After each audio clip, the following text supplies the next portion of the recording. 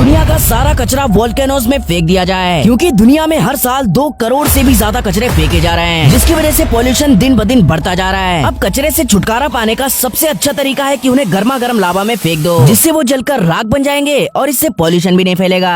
ये तरीका सोचने में कितना आसान लग रहा है, लेकिन रियलिटी तो ये है कि ये तरीका बहुत ही खतरनाक है। जैसा कि आप इस वीडियो में देख ही सकते हो कि जब इस आदमी ने कचरे का छोटा सा टुकड़ा सोए हुए वोल्केनो में फेंका, तो वो छोटा सा टुकड़ा लावा के साथ तुरंत रिएक्ट हो गया और धीरे धीरे बड़ा होने लगा। और हाँ, उस आदमी ने सिर्फ छोटा सा ही कचरा फेंका था, जिससे इतना ज्यादा वोल्केनो जाग गया। अब सोचो, दुनिया में 2 बिलियन टन से भी ज्यादा कचरे हैं। अगर उन्हें ज्वालामुखी में डाल दिया जाए तो क्या होगा, वो आप समझ ही सकते हो।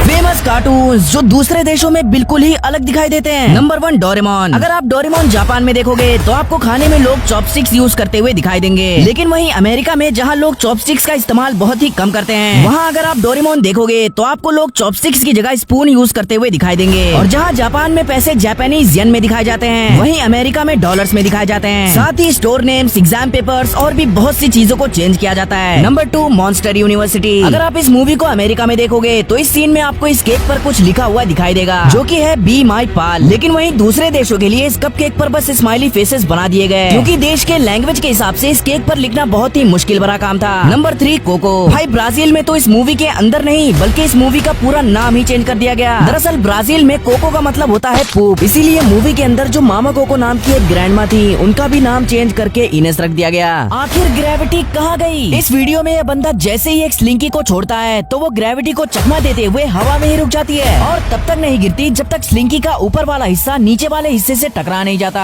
लेकिन कैसा? तो मैं आपको बता दूं कि ग्रेविटी ही सिर्फ एक अकेली फोर्स नहीं है, बल्कि दुनिया में कई तरह के फोर्सेस हैं, जैसे friction force, magnetic force, normal force और ऐसे ही बहुत सारे फोर्सेस। वैसे ही एक फोर्स होता है स्लिंकी में, जिसे हम स्प्रिंग फोर्स कहते हैं। मतलब स्प्रिंग को खींचने पर स्प्रिंग खुद भी अपने आप को अपनी तरफ खींचती है। अब इस वीडियो को देखो, जब ये बंदा स्लिंकी को छोड़ता है तो स्प्रिंग फोर्स की वजह से स्लिंकी का ऊपर वाला हिस्सा नीचे वाले हिस्से को अपनी तरफ खींचता है, साथ ही ग्रेविटी भी नीचे वाले हिस्से को अपनी तरफ खींचती है। अब इस अप एंड डाउन फोर्स की वजह से स्लिंकी का नीचे वाला हिस्सा बैलेंस हो जाता है, जिसकी वजह से वो हवा में ही रुक जाता है और तब तक नहीं गिरता जब तक स्लिंकी का ऊपर वाला हिस्सा नीचे वाले हिस्से से टकरा नहीं जाता।